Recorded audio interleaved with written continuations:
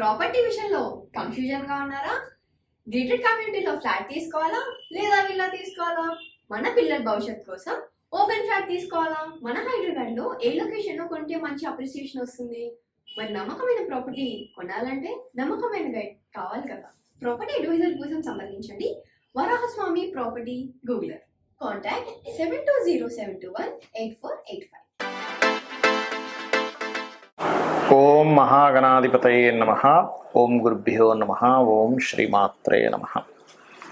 మనం ఈరోజు చెప్పుకోబోయే టాపిక్ ఏమిటి అంటే, చాలామంది చూడండి, జాతకం చూడంగానే మీకు మాతృదోషం ఉంది, పితృదోషం ఉంది, సర్పదోషం ఉంది, అదేవిధంగా దేవతా శాపం ఉంది అంటూ ఉంటారు. అసలు ఈ యొక్క దోషాన్ని ఎలా చూస్తారు, దానికి గల పరిహార మార్గం ఏమిటి, దీన్ని చూసి భయపడిపోవాలా, లేకపోతే చాలా సింపుల్గా ఎక్కడా ఏమీ భయపడకుండా చాలా సునాయాసంగా తీర్చుకునేటువంటిది ఈ యొక్క కలియుగానికి ఉంది అనేటువంటిది మనం గుర్తించాలా అనేటువంటి విషయాన్ని ఒక్కొక్క లగ్నం నుంచి, అంటే మేష లగ్నం నుంచి మీన లగ్నం వరకు ఒక్కొక్క లగ్నానికి ఏ ప్లానెట్ పాడైతే ఈ మాతృదోషం కావచ్చు, పితృదోషం కావచ్చు, సర్పదోషం కావచ్చు, దేవతా శాపం కావచ్చు, వీటికి పరిహారం ఏమిటి, ఎలా చూసుకోవాలి, మనంతట మనమే చూసుకోవచ్చు.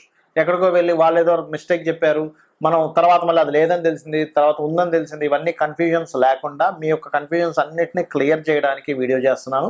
సో ఎవ్రీ లగ్నం నుంచి చూసుకోండి. లగ్నం తెలియనటువంటి వారు రాశి నుంచి చూసుకోవచ్చు. సెకండ్ ఆప్షన్ అది. మిథున లగ్నము, మిథున రాశి. మిథునం వారికి సహజంగా మనం ఎప్పుడు చెప్పుకుంటూ ఉంటాం ఏంటి, బాగా తెలివితేటలు, నడిచే వికీపీడియా. మరి మీకు పితృదోషము, మాతృదోషము, సర్పదోషము, ఈ దేవతా శాపం ఎలా ఏర్పడతాయి, ఏ ప్లానెట్స్ వల్ల ఏర్పడతాయి అంటే, మాతృదోషం పర్టికులర్గా లగ్న చతుర్థాధిపతి అయినటువంటి బుధుడు పాడవుతాడు మీ జన్మజాతకంలో.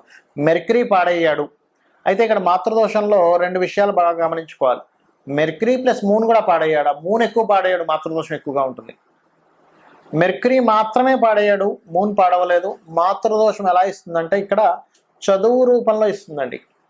అంటే ఏంటి, ఇక్కడ తల్లికి ఇబ్బంది కాకుండా విద్య మీద పడుతుంది మీ యొక్క కాంబినేషన్ అంతా కూడా. అంటే ఏంటి, ఈ దోషము మీ ఎడ్యుకేషన్ మీద చూపిస్తుంది మెర్క్యూరీ కనుక పాడైతే, లేదా ఏదైనా ఒక తోటలు పొలాలు తీసుకోవడం వల్ల చూపిస్తుంది. తోటలు పొలాల వల్ల ఎక్కువ స్ట్రెస్ ఇస్తూ ఉంటుంది మెర్క్యూరీ కనుక పాడైతే మీకు. అయితే ఈ డాక్యుమెంటేషన్ సరిగ్గా డాక్యుమెంట్స్ లేకపోవడం వల్ల, ఒక ల్యాండ్ కొనడం వల్ల, ఇట్లాంటి వాటి మీద చూపిస్తుంది. ఎప్పుడు మాతృదోషం అనగానే తల్లి రూపంలో రావాలని రూల్ లేదు, గుర్తుపెట్టుకోండి. ఎలా వస్తుందంటే చెప్తాను చూడండి. ఒక గమ్మత్తైన విషయం ఇక్కడిది. ఒక ల్యాండ్ తీసుకుంటారు, ఒక తోట తీసుకుంటారు, అక్కడ వాటర్ పడదు. వాటర్కి ఎవరండి కారకుడు? చంద్రుడు. చంద్రుడు మనసో జాత, చంద్రమా మనసో జాత, చంద్రుడు మాతృకారకుడు. అంటే ప్లానెట్ ఎలా ఇస్తుందంటే, ఒక భూమిని బేస్ చేసుకొని అక్కడ ఏదో ఒక పొలం పండిద్దాం అనుకుని అక్కడ నీరు లేకపోవడం వల్ల ఇబ్బంది పడుతూ ఉంటాడు. పాస్ట్ లైఫ్లో మాతృ విషయంలోనూ వాటర్ విషయంలోనూ దోషం చేసినటువంటి దోషం ఎవరైనా మనసుని బాధ పెట్టినా సరే ఈ దోషం ఈ రూపంలో వస్తుంది. కాబట్టి మీరేం చేయాలి, విష్ణు సహస్రనామాలు ఎక్కువగా చాంటింగ్ చేస్తూ ఉండాలి. కుజ బుధ గ్రహాల దగ్గర, కుజ బుధ కేతు గ్రహాల దగ్గర దీపారాధన చేయాలి. మరి పితృదోషాన్ని ఎలా ఐడెంటిఫై చేయాలి? రవి యొక్క సైను, రవితో పాటు మీరు శని భగవానుడి యొక్క స్థితి ఎలా ఉందో చూసుకోవాలి. శని స్థితి కనుక బాగుంది, పితృదోషం లేదు, మీరు గుర్తుపెట్టుకోండి. రవి బాగున్నాడు, శని స్థితి బాగుంది, ఇంకా మీరు మర్చిపోండి. పితృదోషం ఉన్నదన్నా కూడా అరే రవి సైన్ బాగుంది, శని బాగున్నాడు, ఎక్కడుందని మీరు అడగొచ్చు మీరు. కానీ శని పాడైపోయాడు, రవి కూడా పాడైపోయాడు అంటే అప్పుడు మీకు పితృదోషం ఉంది అని మీరు అర్థం చేసుకోండి. అప్పుడు మరి ఏం చేయాలి? గోశాలకు వెళ్ళి గోవులకి క్యారెట్స్, మన గోధుమ రవ్వ, క్యారెట్లు, బెల్లము, దేశీవాలి గోవుకి పిడికడు పెట్టండి. పిడికడు బెల్లము, ఒక పావు కిలోనో 1/2 కిలోనో క్యారెట్స్ చిన్నగా తురిమి, గోధుమ రవ్వ 1 పావు కిలో ఎంతో చేసి చక్కగా తినిపించండి. అద్భుతంగా ఉంటుంది. అంటే మీకు పితృదోషం పోతుంది దీనివల్ల. ఎందుకంటే గోవులో అధిక శాతం మీకు పాజిటివ్ ఎనర్జీ ఉంటుంది అన్ని జీవుల కంటే కూడా చూసుకుంటే. మీ ఆరా అందులోకి ఎంటర్ అయ్యి దానికి ఎప్పుడైతే సేవ చేస్తున్నారో మీకు క్లియర్ అవుతుంది. అదేవిధంగా పితృదోషం అధికంగా ఉండేటువంటి వారు, మీ కిందన పనిచేసే వాళ్ళు, లేకపోతే పని వాళ్ళు ఉంటారు, వాళ్ళకి ఏదైనా పంచిపెట్టండి. వాళ్ళు ఆనందంగా ఉండడానికి చూసుకోండి. పితృదోషం ఆటోమేటిక్గా పోతుంది. అదేవిధంగా దేవతా శాపానికి కూడా శని కారకుడు ఇక్కడ. వీళ్ళకి 9th లార్డ్, మంత్రస్థానం శుక్రుడు అవుతాడు మళ్ళీ ఇక్కడ. కాబట్టి అమ్మవారి యొక్క మంత్రాన్ని ఏదైనా జపం చేస్తూ ఉన్నట్లయితే 100% దేవతా శాపం ఇక్కడ క్లియర్ అవుతుంది. మరి సర్పదోషం ఉంటే వీళ్ళకి శత్రుత్వాలు ఎక్కువ అవుతాయి, గుర్తుపెట్టుకోండి. శత్రువులు పెరుగుతారు మిథున లగ్నం వారికి కనుక సర్పదోషం ఉంటే ఇది ఖచ్చితంగా జరుగుతుంది.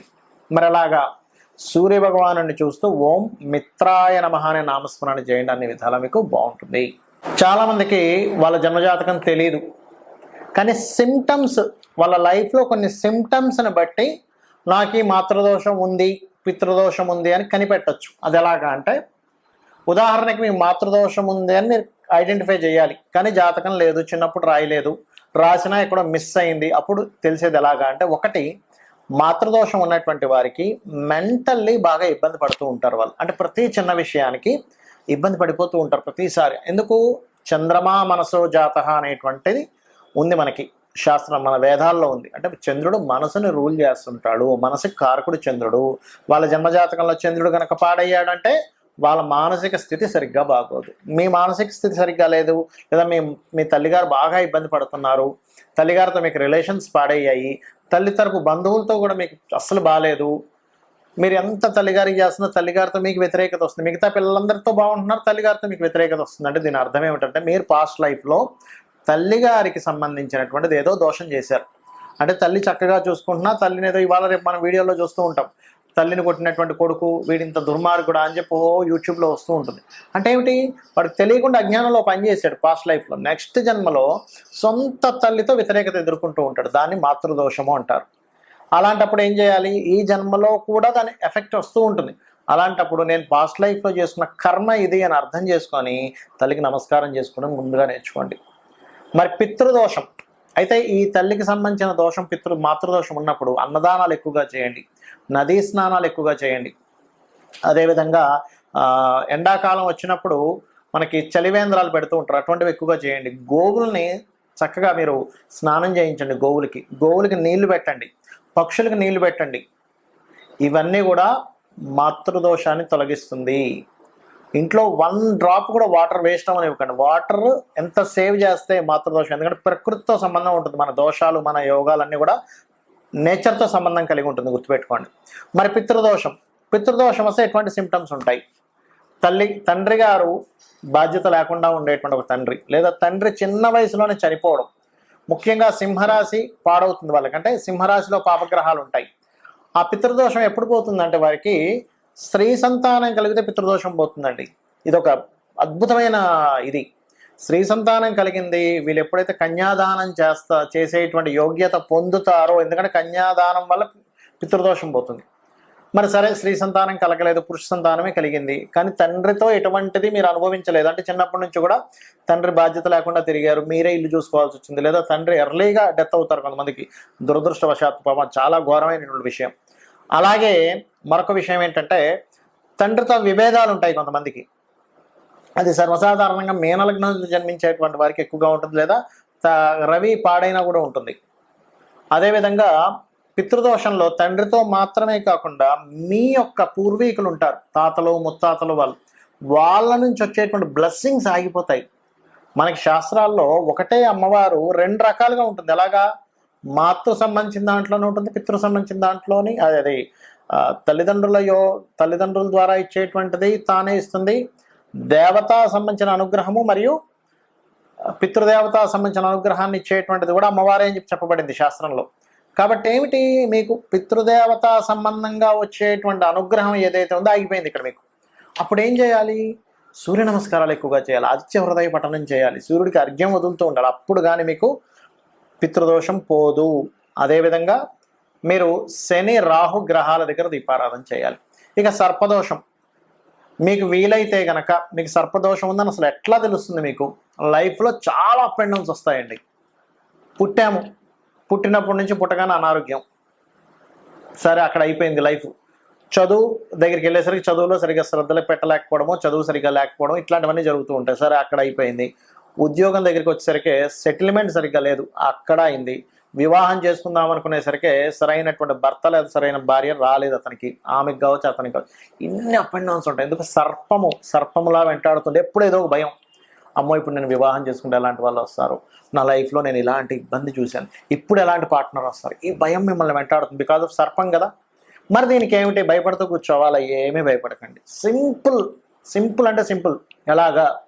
మీరు ఒక మంత్రం చేస్తుండండి రెగ్యులర్గా. ఏమిటది అంటే సర్పదోషానికి అద్భుతమైనటువంటి మంత్రం ఒకటే. ఓం ధుమ్ దుర్గాయ నమః అనే నామస్మరణ చేస్తూ రావి చెట్టు చుట్టూ ప్రదక్షిణం చేయడమే. దీన్ని మించినటువంటి మంత్రం మరొకటి లేదు. ఎందుకంటే రావి చెట్టు వేప చెట్టు కలిసిన దాని చుట్టూ చేస్తే ఇంకా మంచిది. బ్రహ్మ విష్ణు రుద్రులు ఉంటారు. అంటే మీ యొక్క పుట్టుక దగ్గర నుంచి మీ ఎండింగ్ వరకు జరిగేటువంటి ప్రతి దాన్ని ఆ యొక్క భగవత్ స్వరూపము మిమ్మల్ని కంట్రోల్ చేస్తూ ఉంటుంది, ఆ మాయలో పడకుండా చేస్తుంది. మరి ఇక్కడ మీకు దేవతా శాపం ఉంది. అప్పుడేం తెలుస్తుంది? ఎట్లా తెలుస్తుంది మీకు దేవతా శాపం ఉందని? మీ జాతకం లేదు, కానీ ఎట్లా ఐడెంటిఫై చేయాలి దాన్ని? ఒకటి ప్రశ్న ద్వారా ఐడెంటిఫై చేయొచ్చు, దట్ ఈస్ డిఫరెంట్ థింగ్. కానీ నాకే క్లూ లేదని అసలు ఎట్లా కనిపెట్టాలి అంటే ఒకటే గుర్తుపెట్టుకోండి, మీరు ఎన్ని పూజలు చేసినా మీకు ఫలించదు దేవతా శాపం ఉంటే. చాలామంది అంటుంటారు, ఏమంటే నేను పలానా టెంపుల్కి వెళ్ళిపోయాను, పలానా క్షేత్రానికి వెళ్ళిపోయాను, ఓ పలానా హోమం చేసేసాను, నేను చండీ చేసేసాను, లేకపోతే నేను బగలాముఖి చేసేసాను, ఓ చెప్పేస్తుంటారు. కానీ ఒక్కటి ఫలించదు. ఎందుకు అంటే నువ్వు పూర్వజన్మల్లో, గుర్తుపెట్టుకోండి బాగా, దేవుడు లేడని, ఆల్రెడీ పూజించేవాడిని హేళన చేయడము, ఆల్రెడీ భక్తుడిని ఇబ్బంది పెట్టడం, ఇట్లాంటివి చేసి ఉంటావు ఏదో. అందుకని ఈ జన్మలో దేవతా శాపం ఏర్పడుతుంది. అంటే నీ పన్ను చేసుకుంటూ వెళ్ళిపోతే ఎప్పుడు భగవంతుడు ఏమంటే భగవంతుని తిట్టినా సరే ఏమంటే గుర్తుపెట్టుకోండి, అంటే చిన్నపిల్లని చూసినట్టే చూస్తాడు. కానీ భగవంతుని నమ్ముకున్న వాడిని మనం కనుక ఇబ్బంది పెట్టి వాడిని గెలికేది చేశాము అంటే భగవంతుడు ఊరుకోడు. కాబట్టి ఏంటంటే నిజమైనటువంటి వాడిని, ఏదో వేషాలు వేసుకొని ఇబ్బంది పెట్టేవాడి గురించి నేను మాట్లాడలే. పైకి మాత్రం భగవద్భక్తుల్లాగా, లోపల మాత్రం వేరే వాళ్ళని ఇబ్బంది పెట్టేటువంటి వాడిని నువ్వు ఇబ్బంది పెట్టినా భగవంతుడు మెచ్చుకుంటాడు. కానీ నిజమైనటువంటి భక్తుడిని గనక మనం ఇబ్బంది పెట్టాము ఆ వ్యక్తిని అంటే అది దేవతా శాపం కింద మారుతుంది.